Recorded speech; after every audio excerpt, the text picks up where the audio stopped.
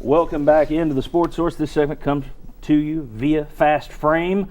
When it comes to preserving your memories, trust Fast Frame, whether it's an autographed baseball, an old newspaper, a jersey, or even an album. Like this soundtrack of an old NFL film's retrospective on the 1976 Patriots. If you've got it, Fast Frame can mat it, frame it, and protect it. That's pretty cool right there. That's from the John Wilkerson collection. That was on loan to me. Fast Frame, they do a tremendous job. Trust me, trust all of us. We've all taken something to Fast Frame at one time or another. They do great work. All right, quick hitters in this segment on UT. All right, Butch Jones said this week that he's going to have to address the quarterback situation early in fall camp, in the infancy of fall camp, he said, because we want to get down to where we're repping 2 or 3 guys and not 4. Will Tennessee have a starter on August 31st, one starting quarterback on August 31st, or will they have a rotation of quarterbacks when they go out there against Utah State? I want to go with they're going to have one starter. I don't think rotations hardly ever work, and I think somewhere over at UT they're going to realize that, so they'll make one starter. Now, does he start the second half of the same game? Who knows? But I think they will go in with one starter. I think they're going with one starter, and that starter will stay if he performs. If he doesn't, they're going with somebody else. It only makes sense to try to do that if your number one guy's not getting it done. Got it.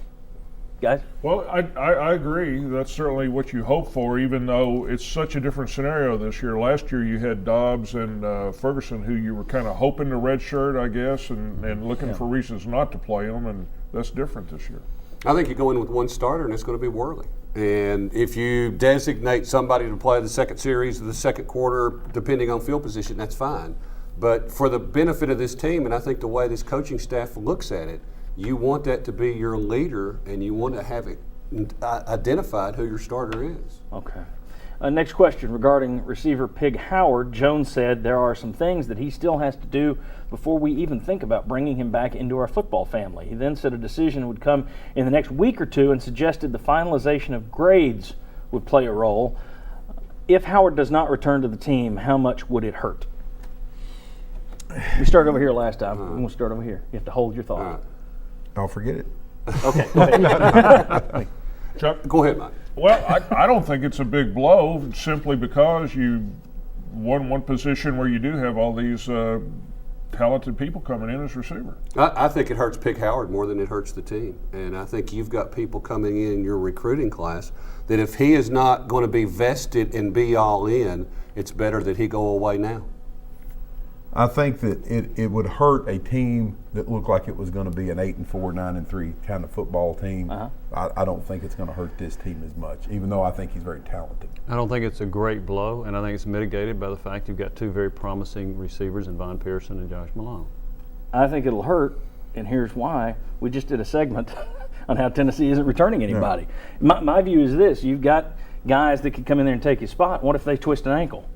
You don't have him to put in there. That's, to me, it's just a depth issue, and this team still doesn't have tons of it. Certainly not veteran depth, and I think just not having him hurts. Is going to be the difference between 5-7 or 4-8 or 6-6 and 5-7. I don't know, but I do think it hurts just because of they need carcasses over there right and now. plus you're trying to replace your leader in terms of receptions and what to and receiving. I mean, he was up there across the board, but I think he only caught 3 touchdown passes. It would have really hurt to not have had him last year. Right.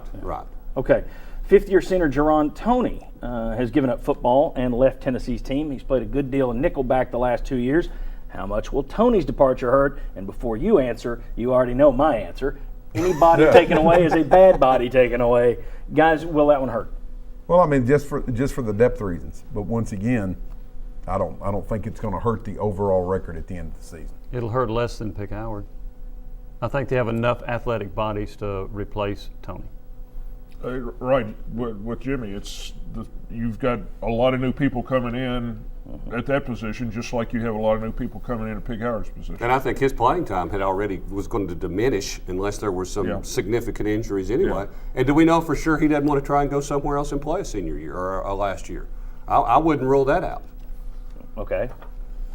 Then we'll ask how much his arrival will help that streak. All right. ETSU benefits greatly. When we come back, we'll talk Lane Kiffin, Brent Musburger, and a new bowl schedule on New Year's Eve, New Year's Day.